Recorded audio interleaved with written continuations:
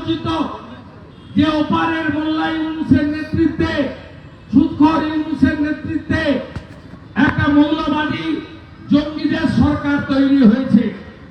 এই সরকার ওখান থেকে শুধুমাত্র হিন্দুদের নিধন করা বা 600 মন্দির ভাঙা নয়, তারা হিন্দুদের অস্তিত্ব বাংলাদেশ থেকে মুছে ফেলতে চায়। আপনারা শিক্ষিত মানুষ, যদি 47 সালের পরে 51 সালের জনগণনা হিসাব করেন, তাহলে দেখবেন আমাদের দেশে কিভাবে ডেমোগ্রাফি পরিবর্তন হচ্ছে আমাদের এই রাজ্যেও। ঠিক একইভাবে বাংলাদেশে যখন পাকিস্তান ভারত তৈরি হয়, তখন 33% হিন্দু ছিল পূর্ব পাকিস্তানে। যখন বাংলাদেশ 71 সালে ভারতবর্ষের আর্মিরা, ভারতবর্ষের বিএসএফ, ভারতবর্ষের 17,000 সেনা আত্মবলিদান দিয়ে 30 লক্ষ বাঙালি তার আত্মবলিদান দিয়ে মুক্তিযুদ্ধের মাধ্যমে পাকিস্তানের কাছ থেকে বাংলাদেশকে কাড়িয়ে আনা হয়। সেই সময়কালে 71 সালে, আজ থেকে 53 বছর আগে, সেখানে 22% হিন্দু ছিল।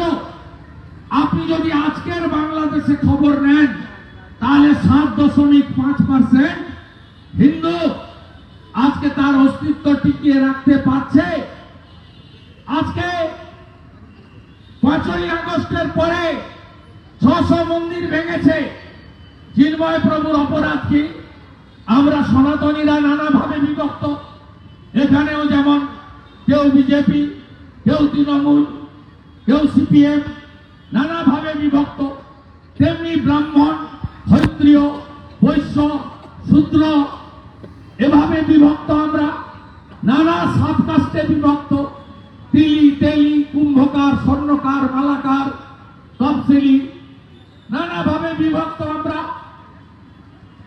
আমরা কেউ রামকৃষ্ণ মিশনের দীক্ষিত, কেউ ভারত সেবাশ্রম সংঘের দীক্ষিত, কেউ ইস্কনের দীক্ষিত, কেউ গৌড়িয়া মঠের দীক্ষিত, কেউ ঠাকুর অনুকূল চন্দ্রের দীক্ষিত, কেউ লোকনাথ বাবা ব্রহ্মচারীর দীক্ষিত। আমাদের এই যে বিভক্ততা, আমাদের যে বঞ্চিত জনগোষ্ঠী, এর সুযোগ নিয়েই ওরা আমাদের উপর দমন পীড়ন করে আমাদের অস্তিত্ব শেষ করে। ফিরহাদ হাকিম, তিনি তো বহু গুণে গুণান্বিত। কি বললেন? পাকিস্তানের সাংবাদিককে এনে মোমিনপুর, ইকবালপুরে গিয়ে বললেন, ইয়া ভি এক মিনি পাকিস্তান হ্যায়। তিনি কি বললেন? তিনি উর্দুদের একটা, উর্দু কমিটির একটা অনুষ্ঠানে গিয়ে বললেন, আমি সেদিন খুশি হব যেদিন উর্দুতে পশ্চিমবাংলায় 50% লোক কথা বলবে। তিনি কি বললেন? একটি ধর্মীয় অনুষ্ঠানে গিয়ে বললেন, আমার ধর্মে জন্মগ্রহণ করে আমি সৌভাগ্যবান, যারা আমার ধর্মে ধর্মগ্রহণ করেনি তারা দুর্ভাগ্যশীল। অর্থাৎ তিনি তার ধর্ম দাওয়াতে ইসলাম, ইসলামে আমন্ত্রণ করলেন আপনাদের সকলকে। বাংলাদেশে তাই হচ্ছে। রতন মজুমদার সরকারি কর্মচারী, তাকে বলল যে চাকরি ছাড়বে না ধর্ম ছাড়বে। সে অভাবী লোক, তার ছেলে মেয়ে পরিবার আছে, বলবে আমি ধর্ম ছাড়লাম। তার নোটারি করে তার নাম এখন হয়েছে শেখ শফিউল্লাহ রতন মজুমদার।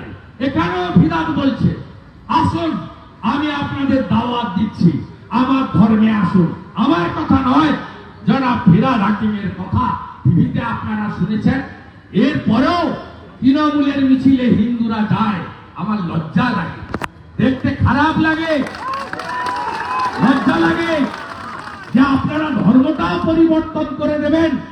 কয়েকদিন আগে জনাব ফিরহাদ হাকিম আবার বললেন বেপরোয়া, বললেন ভারতে আমরা 17%, পশ্চিমবঙ্গে আমরা 33%। জানলেন কি করে আপনারা 33%?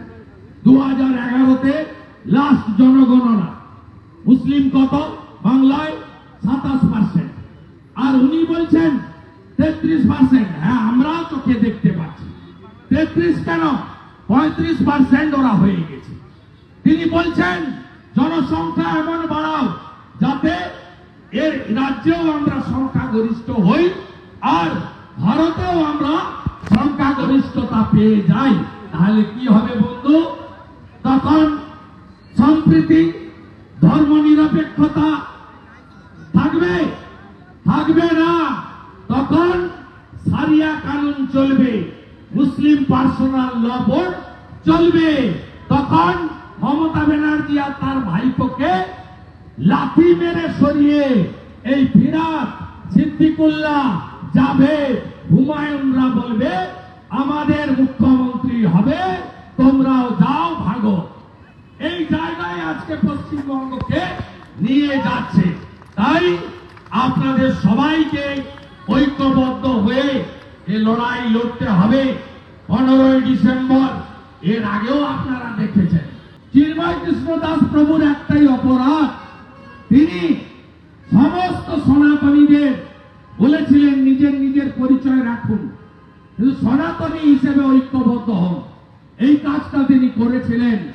চট্টগ্রামে 10 লক্ষ লোকের সমাবেশ, রংপুরে 5 লক্ষ লোকের সমাবেশ, গোটা বাংলাদেশ জুড়ে তিনি সনাতনীদেরকে ঐক্যবদ্ধ করে এই জিহাদি শক্তির বিরুদ্ধে, এই মৌলবাদের বিরুদ্ধে, এই জঙ্গিবাদের বিরুদ্ধে, এই পাকিস্তানের নাতিপুতিদের বিরুদ্ধে, এই রাজাকারদের বিরুদ্ধে, এই হাজারি মাদ্রাসা যারা চালায় তাদের বিরুদ্ধে আজকে ঐক্যবদ্ধ করেছিলেন।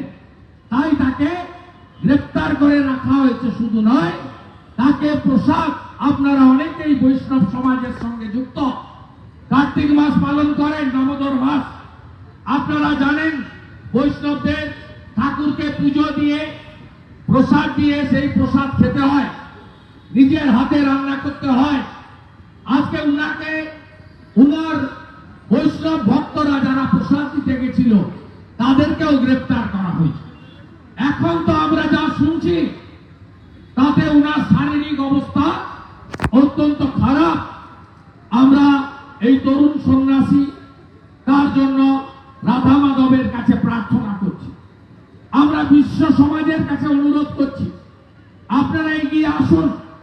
এগিয়ে এসে আপনারা সবাই মিলে আমেরিকা, ইসরায়েল, ভারত যারা মৌলবাদ, জঙ্গিবাদের বিরুদ্ধে লড়াই করেন, যা করার দরকার সেই কাজটা করুন। কারণ এরা রাজনৈতিক বা কূটনৈতিক পদ্ধতিতে থামার লোক নয়।